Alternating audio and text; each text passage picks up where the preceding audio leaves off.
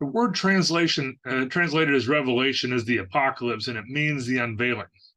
Well, it's a revelation of what? Of Jesus Christ and how he really is today. However, the book is not just about future events. In Revelation 1:3, we see blessed is the one who reads aloud the words of the prophecy, and blessed are those who hear and who keep what is written in it, for the time is near. So Revelation is the only book with a promise. And what is the promise? That the reader will have a special blessing. And this is the only book in the Bible that makes that promise. Now, we're commanded to study, and the Bible presents itself as the highest form of worship, but we must study under the power of the Holy Spirit. And we should remember in everything that we look at that study is put forward as the highest form of worship of God in the Bible. Now, Hebrews 11:13 says, all of those died in faith, or all of these died in faith without having received the promises. But from a distance, they saw and greeted them. So the book of Revelation is a lens that puts the entire Bible into focus. The lens is focused on the person of Jesus Christ, and his destiny is imminent, which means that it may happen at any moment. And there is danger involved. And this is a book of warning, but it's also a book of victory. Now, we can be overcomers. Instead, we can be prevailers, not merely survivors. We can be the ultimate winners in this game of life. Now, one of the reasons that this book strikes us as strange is because we do not have a thorough understanding concerning things in the Old Testament. The book of Revelation has 404 verses, and in those verses, there are about 800 references to something in the Old Testament. So the more we know about the Bible, and the more we know about the Old Testament in particular, the more comfortable that we will be with the idioms and ideas that are found in the book of the Revelation. Now, verse 119 gives us the outline for the entire book. Now, write what you have seen, what is, and what is to take place after this. So, chapter 1, which we've already looked at, is that which has been. Chapters 4 through 22 are those things which will take place after this. And right now, we are in the middle of the things which are. Chapters 2 and 3 cover current events. Now, current events covers a time period that's lasted about 2,000 years so far, but that is the time period where we are right now. Now, in chapter 1, we looked at several titles. Some of those titles apply to us and some that apply to Jesus. Some of them apply to who he has been, some apply to who he will be, and some apply to who he is now. He is the first begotten from among the dead. This is who he has been. This is a position. It is a title of honor. And as this title of honor, we have to think back to the study that we did on the firstborn sons and the adoption. John 3:16 tells us that Jesus was the only one who was born a son, but we as children can become sons through adoption. Now, adoption is not the action of placing a child into a family in which he was not born. Now, that's a modern understanding of that word. In the Bible, adoption has to do with placing a child into the position of a son. Sonship is a position. And the underlying word, weothesia, is the Greek equivalent of bar mitzvah. In Romans chapter 8, verse 29, says, for those whom he foreknew, he also predestined to be conformed to the image of his son, in order that he might be the firstborn within a large family. Literally says, among many brothers. But in Colossians chapter 1, verses 15 and verse 18, he is the image of the invisible God, the firstborn of all creation. He is the head of the body, the church. He is the beginning, the firstborn from the dead, so that he might come to have first place in everything. Another title is he's the ruler of the kings of the earth. This is a millennial title. This is who he will be. Who's the ruler of this world right now? Satan is. And you can find that in John chapter 16, verse 11, and Ephesians 2, chapter 2. Don't forget that. Satan is the god of this age and of this world. Right now, Jesus is at the right hand of the Father. Philippians chapter 2, verses 9 through 11. Therefore, God has also exalted him and gave him the name that is above every name, so that at the name of Jesus, every knee should bend in heaven and on earth and under the earth, and every tongue should confess that Jesus Christ is Lord, to the glory of God the Father. Psalm chapter 2, verses 1 through 12. This is a lengthy passage. But why do the nations conspire and the peoples plot in vain? The kings of the earth set themselves, and the rulers take counsel together against the Lord and his anointed, saying, let us burst their bonds asunder and cast their cords from us. He who sits in the heavens laughs. The Lord has them in derision. Then he will speak to them in his wrath and terrify them in his fury, saying, I have set my king on Zion, my holy hill. I will tell the decree of the Lord. He said to me, you are my son. Today I have begotten you. Ask of me, and I will make the nations your heritage, and the ends of the earth your possession. You shall break them with a rod of iron, and dash them in pieces like a potter's vessel. Now therefore, O kings, be wise, be warned, O rulers of the earth. Serve the Lord with fear, with trembling kiss his feet, or he will be angry, and you will perish in the way, for his wrath is quickly kindled. Happy are all who take refuge in him. Another title that he is given is he is the one who has washed or has loosed us from our sins in his own blood. This is what he has done. Now, either washed or loose will fall within the beautiful circle of imagery. What we're given here, either way that you translate that, this is beautiful. This works. And although loose seems to fit better than washed. In Leviticus chapter 17:11, for the life or the soul of the flesh is in the blood, and I have given it to you for making atonement for your lives or your souls on the altar. For his life, it is the blood that makes atonement. And then in 1 Peter chapter 1, verses 18 through 20, you know that you were ransomed from the futile ways inherited from your ancestors, not with perishable things like silver or gold, but with the precious blood of Christ, like that of a lamb without defect or blemish. He was destined before the foundation of the world, but was revealed at the end of the ages for your sake. Now, we've looked at several lists in the book of Revelation. These are in groups of 7, and the importance of the number 7 is also important. The number 7 does not denote holiness, it denotes completeness. The number 7 is used more than 700 times in the Bible, and it's used 54 times in the book of Revelation alone. Now, we're not going to look at all these today.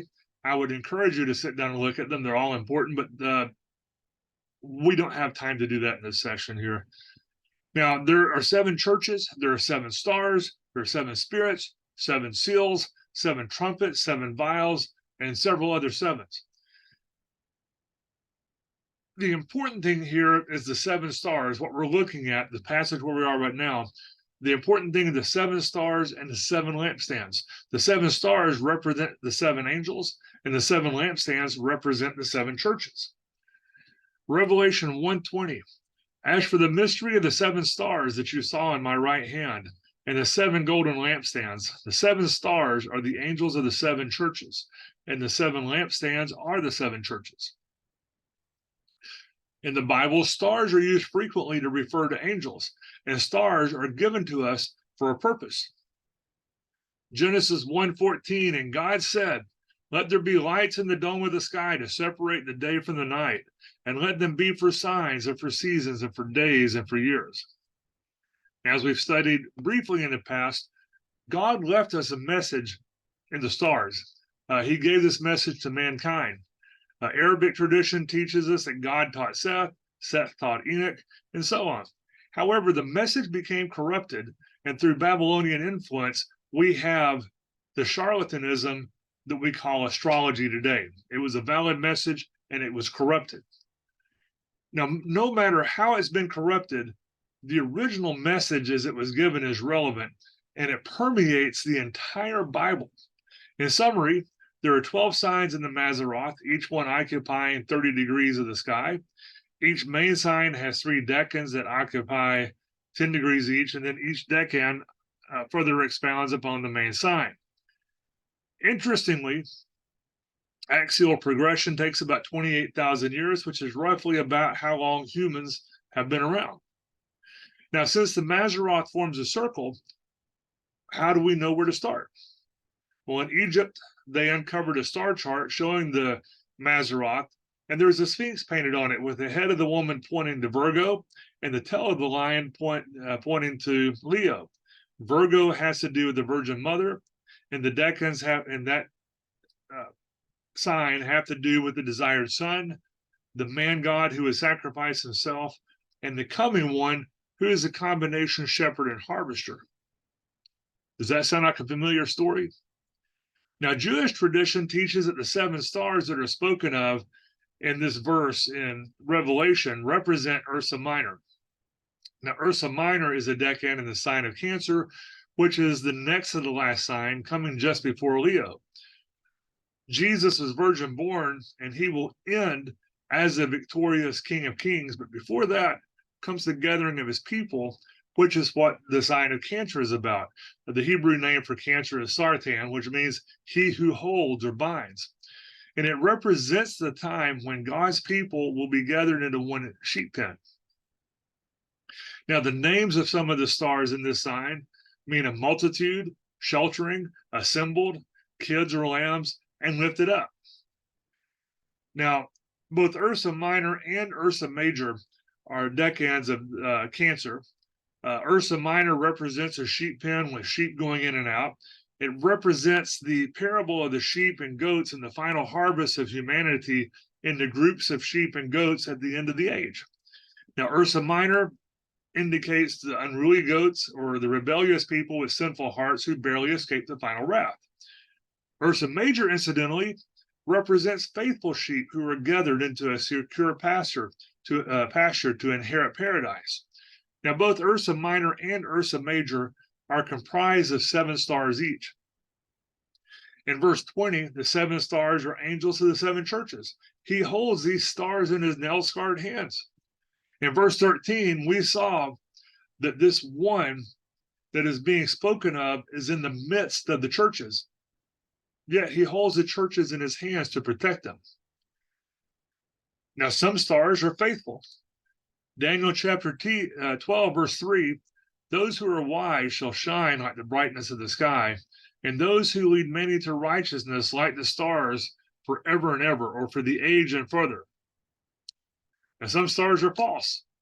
In Jude, verse 13, wild waves of the sea casting up the foam of their own shame, wandering stars for whom the deepest darkness has been reserved forever. Some stars are fallen. Revelation chapter 8, verses 10 through 11. The third angel blew his trumpet, and a great star fell from heaven, blazing like a torch, and it fell on a third of the rivers and on the springs of water. The name of the star is Wormwood. A third of the waters became wormwood, and many died from the water because it was made bitter. Now, stars represent those who are in power. For example, the star that will rise out of Jacob in Numbers 24:17. The sun, moon, and 11 stars that bowed down to Joseph in Genesis 37:9. In Isaiah 14:12, there's a day star that has fallen. And in Ezekiel 32, blotting out the stars is referred to as a judgment against Egypt. Now, it says the 7 lampstands are the 7 churches. The churches are light bearers. And this is the most important part for us to remember here. They do not produce light, but they convey the light. Now, since there are 7 stars, there are 7 letters written by Jesus. And when we're numbering the epistles in the New Testament, people often forget to include these 7 epistles that were written by Jesus. Why did he pick these 7 churches? Why did he not pick prominent churches like the church at Rome? The churches that are omitted in this list are almost as important, or they probably are as important as the ones that are included. 7 is completeness. But what is the purpose of these 7 stars? So each one of these letters has 4 different levels. You have the literal level, which is to a real local church that had real needs. Each letter is personal. All letters were written to those who have an ear. Everything can apply to everyone. Each letter includes an admonition. It's to the churches, not just the church. It may have been written to one church in particular, but it's applicable to all the churches. And they're also prophetic. They're in order. one thing that all 7 churches had in common is that they all had a perception that was incorrect. Some thought they were doing great, and they were not. Others thought they were doing badly, and they were not. Jesus corrects them, he exhorts them, he admonishes them, and just basically tells them what's what in all this. If you read the book of Acts gives you the example of what's the perfect church, although I doubt anybody's ever achieved that kind of perfection. Now, we do need to keep in mind the Jewishness of this book. Israel is back in the picture here in Revelation after Daniel has said they've been set aside. From chapter 4 on, Israel is the focus of the book, which is contrary to everything that's leading up to this point. The church is now out of the picture. Now, in Daniel 9, God lays out his plans for the 70 weeks of years. 69 years were contiguous and have already happened. Then there's a gap, which has lasted about 2,000 years so far. Then the church age will end. And then we have all this other stuff going on that we're looking at. Now, chapters 6 through 19 are details of the time period after that gap. Chapters 2 and 3 are the details of what happens during that gap. Now, in these 2 churches, there are 7 letters that are written to 7 churches, and in each letter there are 7 sections, and in each letter, what is omitted is just as important as what's included in this. And there's also parallels between these 7 epistles and the other epistles in the Bible in this that you can look at later. But each letter includes the name of each church, and each name is important. This should bring to mind our study that we did on the genealogy of Genesis 5, as well as the names of the 12 tribes of Israel and their order in different passages. But in each letter, Jesus uses a title for himself from Revelation 1, and each title is relevant to the message that is being presented. In each letter, he gives some good news, and then he gives some bad news. And this news is all based upon works that are done within that individual church. And this is not just about whether or not they were saved. An unsaved church is an oxymoron that does not make sense. There is no such thing as an unsaved church. Then in each letter, there is an exhortation. There's a closure that says, he that hath an ear. The word for hear in the Bible means to cause the mind to see. So in each letter, there's a closure for he that hath an ear. And there's a promise for the overcomer. Now, in the first 3 letters, the promise to the overcomer is at the end of the letter. In the last 4, the promise is within the letter. And if you think this is a coincidence, you need to remember that the word coincidence is not a kosher word. The first 3 letters have a common idea, and the last 4 letters have a common idea. Now, when we get to the book, to the letter to the church at Thyatira, if there's any Catholics watching this, you're going to become very uncomfortable. If you're not Catholic, though, don't cheer too loudly, because Sardis is going to be even worse. And these 2 churches, there are 2 churches that have nothing bad said about them at all, but there is nothing good said about the church at Sardis. And of course, everybody likes to claim to be a part of the church at Philadelphia. So with this introduction to chapter 2, let's dig in here and look at each church individually.